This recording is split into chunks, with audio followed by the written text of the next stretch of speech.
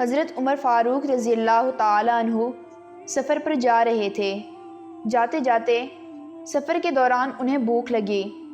ہوٹلوں اور ریسٹورنٹس کا زمانہ تو تھا نہیں کہ بھوک لگی تو کسی ہوٹل میں جا کر وہاں سے کھانا کھا لیا جائے۔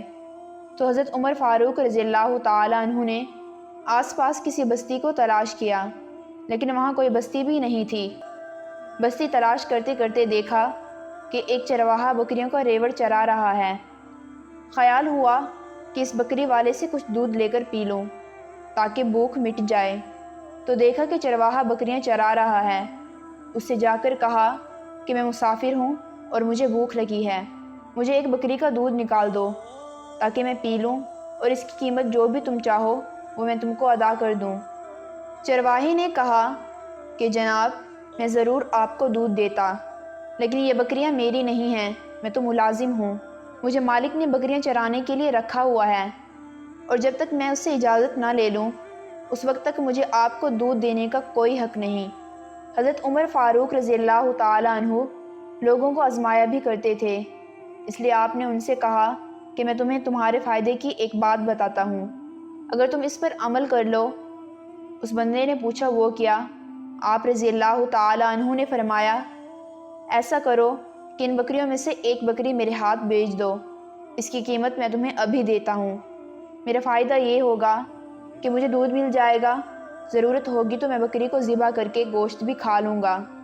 پھر جب مالک تم سے پوچھے کہ ایک بکری کہاں گئی تو کہہ دینا کہ بھیڑیا کھا گیا اور اسی وجہ سے ایک بکری کم ہے، اور کہا کہ تمہارا مالک تمہاری تحقیق کرتا پھرے گا کہ بھیڑیے نے کھایا یا نہیں۔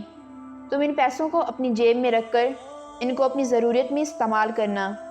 اگر تم ایسا کر لو گے تو اس میں تمہارا بھی فائدہ ہے اور میرا بھی۔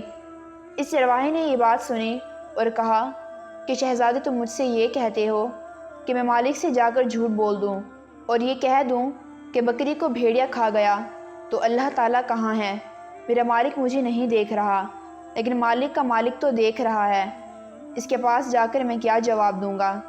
مالک کو تو میں خاموش کر سکتا ہوں، لیکن اس مالک کو کیسے خاموش کروں گا؟ حضرت عمر فاروق رضی اللہ تعالیٰ عنہ نے فرمایا کہ جب تک تجھ جیسے انسان امت کے اندر موجود ہیں اس وقت تک اس امت پر کوئی فساد نہیں آ سکتا۔